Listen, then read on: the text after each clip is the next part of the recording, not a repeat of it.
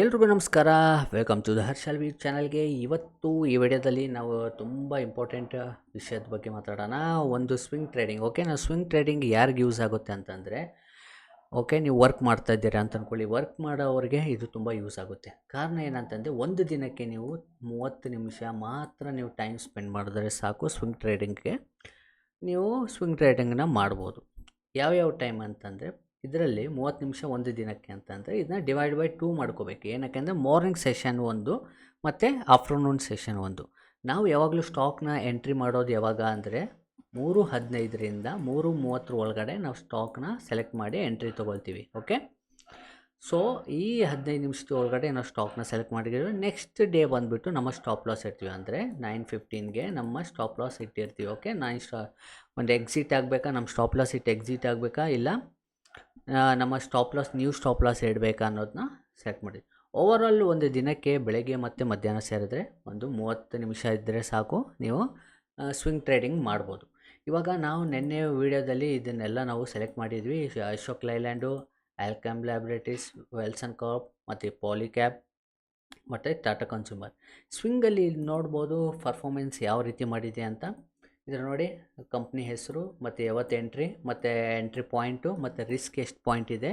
Risk ಏನಕ್ಕೆ ನಾನು ಪಾಯಿಂಟಲ್ಲಿ ತೊಗೊಂಡಿದ್ದೆ ಅಂದರೆ, ಈಕ್ವಿಟಿಯಲ್ಲಿ ಕ್ವಾಂಟಿಟಿ ನೀವು ಡಿಸೈಡ್ ಮಾಡ್ತೀರಾ. ಓಕೆ, ಆಮೇಲೆ ಈ ಸ್ಟಿಲ್ ಇದು ಬಂದುಬಿಟ್ಟು ಎಕ್ಸಿಟ್ ಡೇಟ್. ಇದು ಎಕ್ಸಿಟ್ ಡೇಟ್ ನಾವು ಇನ್ನೂ ಎಕ್ಸಿಟ್ ಆಗಿಲ್ಲ ಅಲ್ವಾ, ಆ ಕಾರಣಕ್ಕೋಸ್ಕರ ಇದು ಡೇಟ್ ಇನ್ನು ಯಾವುದು ಮೆನ್ಷನ್ ಮಾಡಿಲ್ಲ. ಸ್ಟಿಲ್ ಇದು ಬಂದುಬಿಟ್ಟು ನೋಷ್ನಲ್ ಪ್ರಾಫಿಟ್, ಅಂದರೆ ಇದು ಯಾವುದೇ ರೀತಿ ನಮಗೆ ಇನ್ನೂ ಬುಕ್ ಮಾಡಿಲ್ಲ, ಬುಕ್ ಮಾಡದಿರೋ ಪ್ರಾಫಿಟ್ಸ್ ಇದು. ಓಕೆ, ಬುಕ್ ಮಾಡದಿರೋ ಪ್ರಾಫಿಟ್ ಆ್ಯಂಡ್ ಲಾಸ್ ಇದು.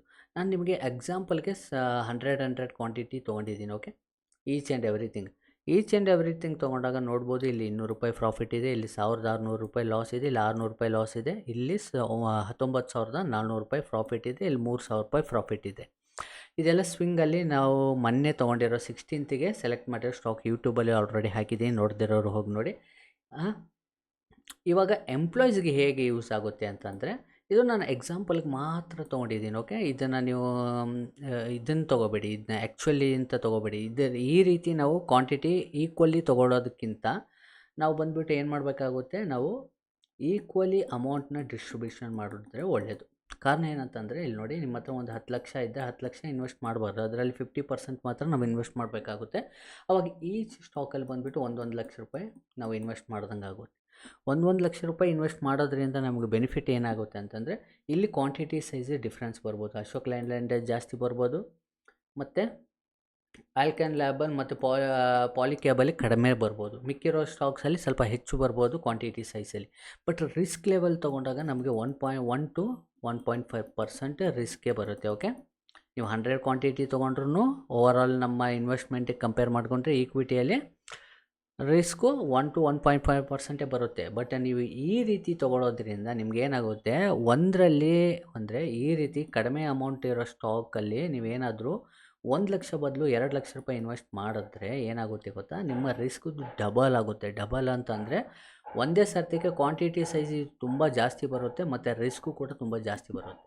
ಸೊ ಆ ಕಾರಣಕ್ಕೋಸ್ಕರ ಇದನ್ನು ಅವಾಯ್ಡ್ ಮಾಡಿಕೊಂಡ್ರೆ ಒಳ್ಳೆಯದು. ಓಕೆ, ಸೇಮ್ ಥಿಂಗ್ ಫ್ಯೂಚರ್ ಮತ್ತು ನೀವು ಆಪ್ಷನಲ್ಲಿ ಲಾಟ್ ಸೈಜ್ ಹೇಗೆ ಕ್ಯಾಲ್ಕುಲೇಟೆಡ್ ಲಾಟ್ ಸೈಜ್ ಇರುತ್ತೋ ಆ ರೀತಿಯೇ ನೀವು ಇದರಲ್ಲಿ ಕಂಪೇರ್ ಮಾಡಿಕೊಂಡು ನೀವು ಸ್ಟಾಕಲ್ಲಿ ಇನ್ವೆಸ್ಟ್ ಮಾಡೋದ್ರೆ ತುಂಬ ಒಳ್ಳೆಯದು. ಇಲ್ಲಿ ನಾವು ನೋಡ್ಬೋದು, ಇತ್ತೀಚೆಗೆ ನಾವು ಇನ್ನೂ 2 ಸ್ಟಾಕ್ನ ಇವತ್ತಿಗೆ ಸ್ವಿಂಗಿಗೆ ಮತ್ತೆ ಸೆಲೆಕ್ಟ್ ಮಾಡಿದ್ವಿ. ಅದನ್ನು ನೋಡೋಣ. ಅದಕ್ಕೆ ಮುಂಚೆ ನೋಡಿ, ಅಶೋಕ್ ಲೈಲ್ಯಾಂಡು ಸ್ಟಿಲ್ ಹೋಲ್ಡಿಂಗಲ್ಲಿದೆ. ಆಲ್ಕೆಮ್ ಲ್ಯಾಬೊರೇಟರೀಸ್ ನೋಡಿ, ಇಲ್ಲಿ ನಮಗೆ ಇನ್ನೂ ಸ್ಟಿಲ್ ನಮಗೆ ಸ್ಟಾಪ್ ಲಾಸ್ ಇಟ್ಟಾಗಿಲ್ಲ. ಸೊ ಇದೇನಕ್ಕೆ ಅಂತಂತಂದರೆ, ಇವಾಗ ನಾವು ನೋಡ್ಬೋದು, ಇಲ್ಲಿ ನಿಮಗೆ ಪಾಲಿಕ್ಯಾಬ್ನ ಫಸ್ಟ್ ಒಂದು ತೋರಿಸ್ತೀನಿ. ಈ ಸ್ಟಾಕ್ ನೋಡಿ, ಸಡನ್ಲಿ ನಾವು ಎಂಟ್ರಿ ತೊಗೊಂಡಿದ್ವಿ, ಮೇಲೆ ಹೋಗಿದೆ ಅಲ್ವಾ. ಅದೇ ರೀತಿ ನಾವು ಟಾಟಾ ಕನ್ಸ್ಯೂಮರ್ ನೋಡೋಣ. ಟಾಟಾ ಕನ್ಸ್ಯೂಮರ್ ತೊಗೊಂಡಿದ್ವಿ, ಮೇಲೆ ಹೋಗಿದೆ. ಬಟ್ ಆಲ್ಕೆಮ್ ಲ್ಯಾಬೊರೇಟರೀಸ್ ಮೇಲೆ ಹೋಗಿಲ್ಲ ಅಲ್ವಾ. ಸ್ಟಾಕ್ನ ನಾವು ಹೇಳ್ದಂಗೆ ನಾವು ತೊಗೊಂಡಿದ ತಕ್ಷಣ ಮೇಲೆ ಹೋಗುತ್ತೆ ಅನ್ನೋದು ಗ್ಯಾರಂಟಿ ಇಲ್ಲ.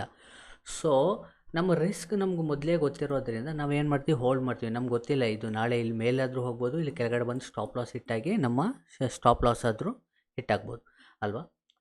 ಇದು ನಿಮಗೆ ಒಂದು ಮೇಲೆ ಕೆಳಗಡೆ ಇವಾಗ ನಾಳೆ ಮೇಲೆ ಹೋಗಿ ಮತ್ತೆ ಕೆಳಗಡೆ ಬಂದರೆ ನಿಮ್ಗೇನು ಅನಿಸುತ್ತೆ, ಅಯ್ಯೋ ಲಾಭ ಬಂದು ಮತ್ತೆ ಎಕ್ಸಿಟ್ ಆಗ್ತೀವಿ ಅಂತ. ಆ ರೀತಿ ಸೈಕಾಲಜಿ ನಿಮಗೆ ಡೆವಲಪ್ಮೆಂಟ್ ಮಾಡಬೇಕಂದ್ರೆ ಈ ಈಕ್ವಿಟಿಯಲ್ಲಿ ಫಸ್ಟು ಚಿಕ್ಕ ಕ್ವಾಂಟಿಟಿಯಲ್ಲಿ ಈ ರೀತಿ ನಿಮ್ಮ ಎಂಟ್ರಿ ಮತ್ತು ನಿಮ್ಮ ಸ್ಟಾಪ್ ಲಾಸ್ನ ಇಟ್ಬಿಟ್ಟು ಟ್ರೇಡ್ ಮಾಡೋದ್ರಿಂದ ನಿಮ್ಮ ಸೈಕಾಲಜಿ ತುಂಬ ಇಂಪ್ರೂವ್ ಆಗುತ್ತೆ. ಓಕೆ,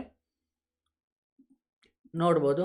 ಮತ್ತು ವೆಲ್ಸನ್ ಕಾರ್ಪ್ ನೋಡ್ಬೋದು. ವೆಲ್ಸನ್ ಕಾರ್ಪ್ ಸ್ಟಿಲ್ ನಮ್ಮ ಸ್ಟಾಪ್ ಲಾಸ್ ಇಟ್ಟಾಗಿಲ್ಲ, ಇದು ಕೂಡ ಹೋಲ್ಡಲ್ಲಿದೆ. ಪಾಲಿಕ್ಯಾಬ್ ಒಂದು 200 ಆಲ್ಮೋಸ್ಟ್ 200 ಪಾಯಿಂಟ್ಸ್ ನಮಗೆ ಸಿಕ್ಕಿದೆ. ಓಕೆ, 200 ಪಾಯಿಂಟ್ಸ್ ನಮಗೆ ಪಾಲಿಕ್ಯಾಬ್ ಒಂದರಲ್ಲೇ ಸಿಕ್ಕಿದೆ.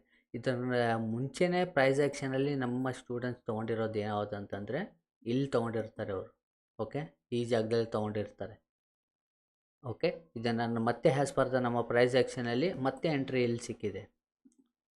ಅದೇ ರೀತಿ ಟಾಟಾ ಕನ್ಸ್ಯೂಮರ್ ಅಷ್ಟೇ 30 ಪಾಯಿಂಟ್ ನಮಗೆ ಪಾಸಿಟಿವಲ್ಲಿದೆ. ಇದು ಎಂಟ್ರಿ ಪಾಯಿಂಟು, ಇದು ನಮಗೆ ಸ್ಟಿಲ್ ಹೋಲ್ಡಿಂಗಲ್ಲಿದೆ. ನೆಕ್ಸ್ಟು ನಾವು ಏನು ಮಾಡ್ತೀವಿ, ಇದನ್ನ ಟ್ರೈಲಿಂಗ್ ಮಾಡ್ಕೊಂಡು ಹೋಗ್ಬೋದು. ಇದ್ರ ಕೆಳಗಡೆ ಸ್ಟಾಪ್ ಲಾಸ್ ಇಟ್ಕೊಂಡು ಇವಾಗ ನಮಗೆ ಯಾವುದೇ ಕಾರಣಕ್ಕೆ ಇಲ್ಲಿ ಬಂದು ನಮ್ಮ ಸ್ಟಾಪ್ ಲಾಸ್ ಇಟ್ಟಾದರೂ ನಾವು ಲಾಸಲ್ಲಿರಲ್ಲ. ಓಕೆ, ಮತ್ತು ಇವತ್ತಿನ 2 ಸ್ಟಾಕ್ ನಾವು ನೋಡೋಣ. ಫಸ್ಟ್ ಒಂದು ಬಂದುಬಿಟ್ಟು ರಿಲಯನ್ಸ್ ಇಂಡಸ್ಟ್ರೀಸ್ ಬಂದುಬಿಟ್ಟು ನಾವು ಸ್ವಿಂಗಿಗಾಗಿ ಸೆಲೆಕ್ಟ್ ಮಾಡಿರೋ ಸ್ಟಾಕ್. ಓಕೆ, ಇದು ಇಲ್ಲಿಂದ ಮೇಲೆ ಹೋಗುತ್ತೆ ಅಂತ ನಾವು ಅಂದ್ಕೊಂಡಿದ್ದೀವಿ. ಓಕೆ, ಯಾವತ್ತೂ ಪ್ರೊಬಲಿಟಿನೇ ಇರುತ್ತೆ ಹೊರತು ನಮ್ಮ ರೂಲ್ಸ್ನ ಫಾಲೋ ಮಾಡ್ತೀವಿ ಹೊರತು ಇದು ಗ್ಯಾರಂಟಿ ಇಲ್ಲಿಂದ ಮೇಲೆ ಹೋಗುತ್ತೆ ಅಂತ ಯಾರಿಂದನೂ ಹೇಳೋಕ್ಕಾಗಲ್ಲ. ಓಕೆ, ಇಲ್ಲಿಂದ ಕೆಳಗಡೆ ಬಂದು ನಮ್ಮ ಸ್ಟಾಪ್ ಲಾಸು ಕೂಡ ಇಟ್ಟಾಗ್ಬೋದು, ನೆನ್ಪಿಟ್ಕೊಳ್ಳಿ. ಅದೇ ರೀತಿ ಮುಂದಿನ ಸ್ಟಾಕ್ ಬಂದುಬಿಟ್ಟು HL ಸ್ವಿಂಗಿಗಾಗಿ ನಾವು ಸೆಲೆಕ್ಟ್ ಮಾಡಿರೋ ಸ್ಟಾಕ್ ಬಂದುಬಿಟ್ಟು HL ಕೂಡ ಇಲ್ಲಿಂದ ಮೇಲೆ ಹೋಗೋ ಚಾನ್ಸಸ್ ಇದೆ.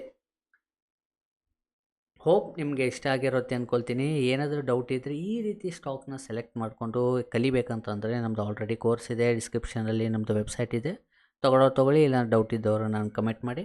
ಮುಂದಿನ ವೀಡಿಯೋದಲ್ಲಿ ಸಿಗೋಣ. ಎಲ್ರಿಗೂ ನಮಸ್ಕಾರ, ಧನ್ಯವಾದಗಳು.